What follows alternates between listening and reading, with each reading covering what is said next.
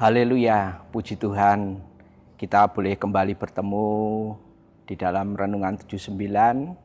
Kita bersyukur untuk kemurahan dan kasih Tuhan bagi kehidupan kita. Mari kita akan renungkan firman Tuhan menggunakan 365 hari yang mengubahkan. Hari ini pembacaan kita akan kita lihat di Matius 22 ayat 34 sampai ayat yang ke-40. Saya akan bacakan firman Tuhan ini. Hukum yang terutama. Ketika orang-orang Farisi mendengar bahwa Yesus telah membuat orang-orang Saduki itu bungkam, berkumpullah mereka, dan seorang dari mereka, seorang ahli Taurat, bertanya untuk mencobai dia. Guru, hukum manakah yang terutama dalam hukum Taurat? Jawab Yesus kepadanya, kasihilah Tuhan Allahmu dengan segenap hatimu dan dengan segenap jiwamu dan dengan segenap akal budimu. Itulah hukum yang terutama dan yang pertama. Dan hukum yang kedua yang sama dengan itu ialah, kasihilah sesamamu manusia seperti dirimu sendiri. Pada kedua hukum inilah tergantung seluruh hukum Taurat dan kitab para nabi. Puji Tuhan. Kita bisa belajar kembali saat ini melalui kebenaran firman Tuhan ini. Dari apa yang sudah kita baca, kita bisa observasi tentang firman Tuhan ini.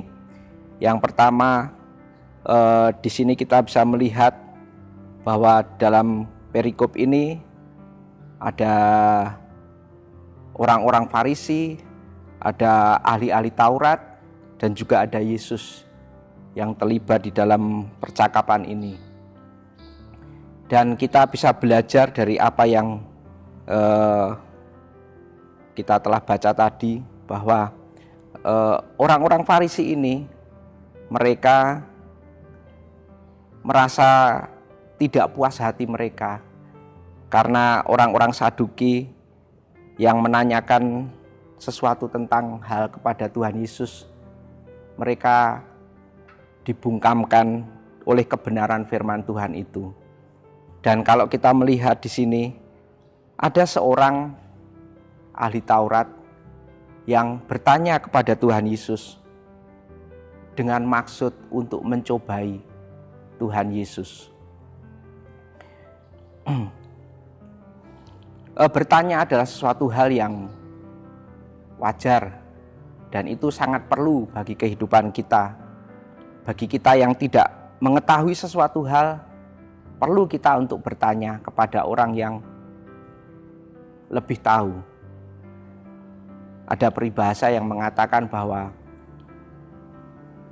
siapa yang malu bertanya akan sesat di jalan. Dan kalau kita melihat di sini, ahli Taurat ini bertanya kepada Tuhan Yesus, menanyakan tentang hukum yang terutama. Tetapi ahli Taurat ini bertanya dengan suatu tujuan, yaitu untuk mencobai Tuhan Yesus. Bukan dengan ketulusan hati karena dia ingin mengerti, ataupun karena dia memang ingin mengetahui, tetapi karena dia ingin menjatuhkan Tuhan Yesus dengan pertanyaan-pertanyaan itu. Tetapi puji Tuhan bahwa Tuhan itu sangat baik. Ya. Apapun yang mungkin menjadi motivasi hati dari ahli Taurat ini untuk bertanya kepada Tuhan Yesus, mungkin suatu hal yang kurang tepat. Tetapi di sini kita bisa melihat bahwa Tuhan Yesus tetap menjawab ahli Taurat itu dengan jawaban yang sangat baik. Kebenaran itu dinyatakan oleh Tuhan Yesus. Seperti kalau kita melihat di dalam kitab Yeremia pasal 33 ayat 3, di situ dikatakan, berserulah kepadaku, maka aku akan menjawab engkau dan akan memberitahukan kepadamu hal-hal yang besar dan yang tidak terpahami, yakni hal-hal yang tidak kau ketahui. Di sini ada satu janji Tuhan, bahwa ketika kita berseru kepada Tuhan, kita menanyakan sesuatu hal kepada Tuhan, maka Tuhan pun akan memberitahukan kepada kita hal-hal yang mungkin tidak kita pahami, hal-hal yang tidak kita ketahui. Puji Tuhan. Kembali kita melihat di dalam perikop yang kita baca. Di sini kita melihat bahwa kalau ahli Taurat ini menanyakan tentang hukum yang terutama di dalam hukum Taurat itu, di sini Tuhan Yesus menjelaskan ya, bahwa hukum yang terutama itu ada dua, tetapi kedua-duanya sama-sama utama. Di sini dikatakan, kasihilah Tuhan Allahmu dengan segenap hatimu, dan dengan segenap jiwamu, dan dengan segenap akal budimu. Itulah hukum yang terutama dan yang pertama. Dan hukum yang kedua yang sama dengan itu ialah, kasihilah sesamamu manusia seperti dirimu sendiri. Jadi di sini kita belajar firman Tuhan ini yang saya kasihkan judul intisari, ya.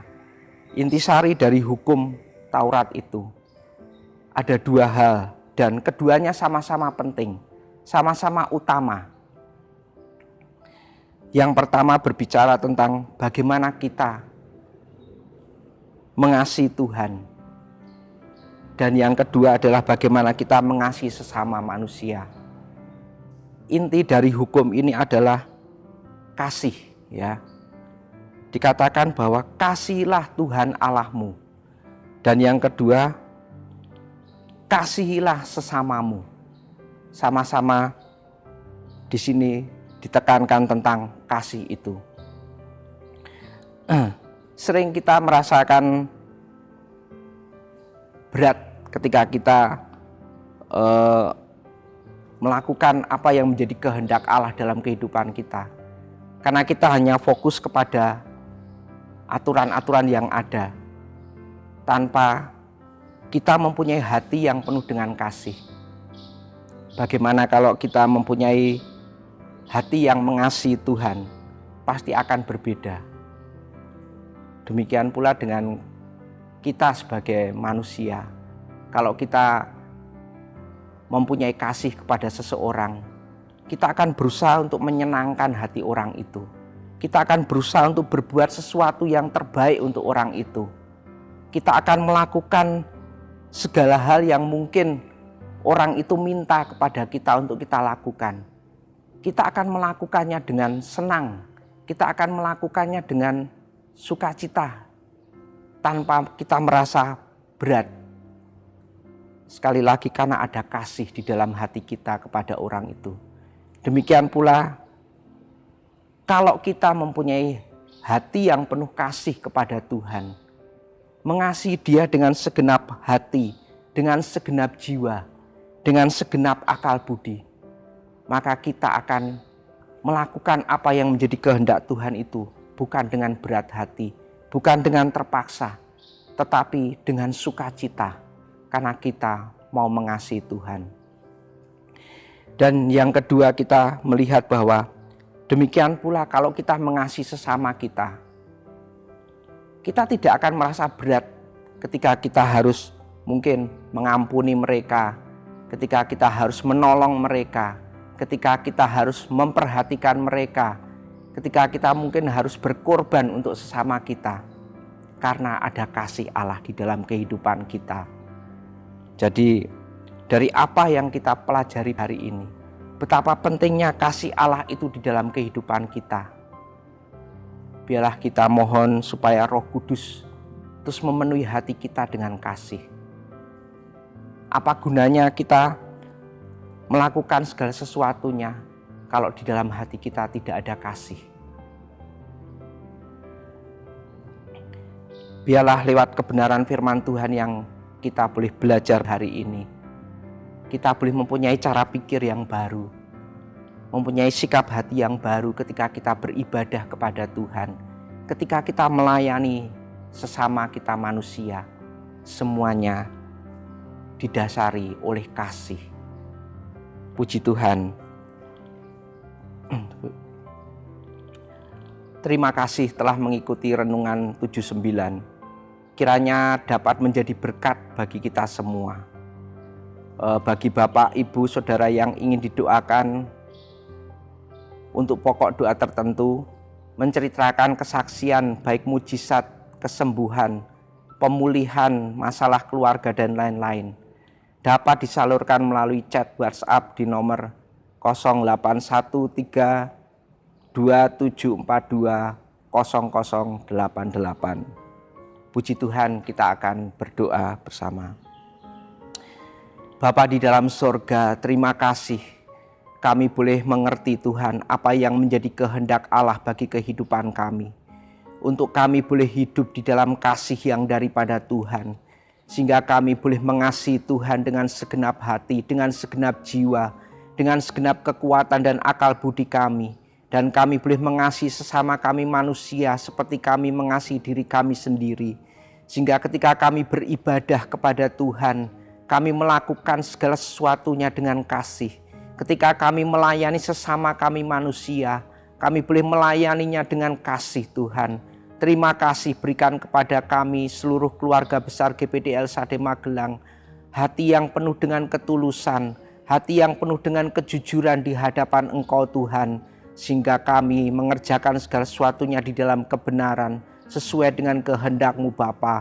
Bahkan ketika kami berdoa, bertanya kepada Tuhan, kami bertanya, berdoa karena kami memerlukan Tuhan dan karena kami rindu Tuhan terus memimpin kehidupan kami. Lembutkan hati kami Bapa, supaya kalau Engkau berbicara kepada kami, kami tidak berbantah-bantah dengan Engkau. Terima kasih Bapa di sorga. Ya Tuhan, curahkanlah air ke atas tanah yang haus dan hujan lebat ke atas tempat-tempat yang kering. Ya Tuhan, curahkanlah roh-Mu dan berkat-Mu ke atas keluarga besar GPDI LSAD Magelang. Di dalam nama Tuhan Yesus Kristus, Tuhan dan Juru Selamat kami yang hidup, kami berdoa dan kami mengucap syukur padamu Tuhan. Haleluya. Amin.